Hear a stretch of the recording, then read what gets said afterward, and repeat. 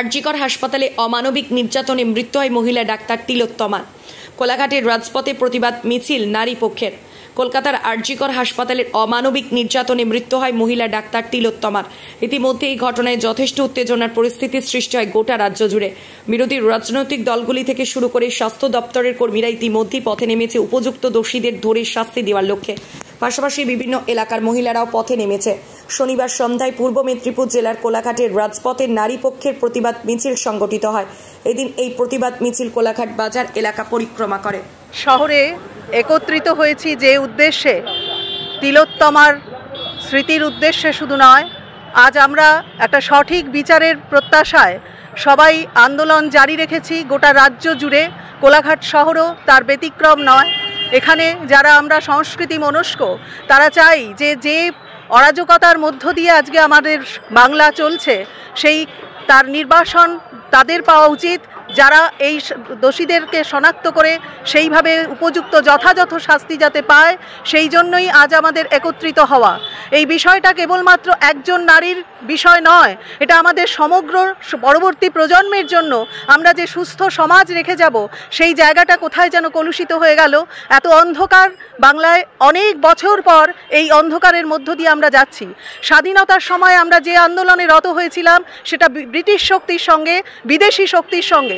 কিন্তু আজকে আমরা যেভাবে আমরা ভিকটিম হয়ে যাচ্ছি, বিভিন্ন সময় বিভিন্নভাবে আমাদের উপর যে নিপীড়ন চলে আসছে, সেটা শুধু নারী নয়, সমগ্র সমাজের উপর এক ভয়ঙ্কর লজ্জার দিন।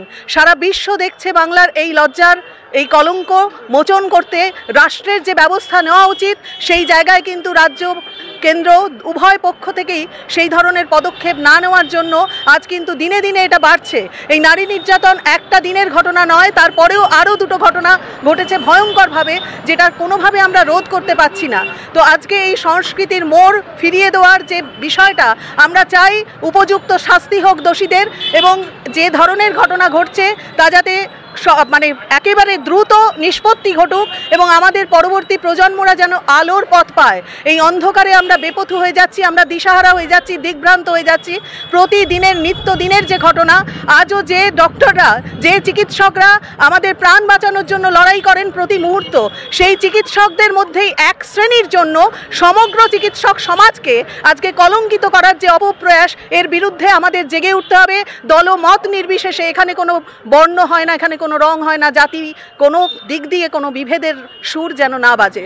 আজ বাংলার এমন একটা দিন, যাদের মেরুদণ্ড সোজা থাকবে, সর্বস্তরে এই ঘটনা, এই প্রতিবাদের বিরুদ্ধে জেগে উঠতে হবে, আমাদের প্রতিবাদ করতে হবে।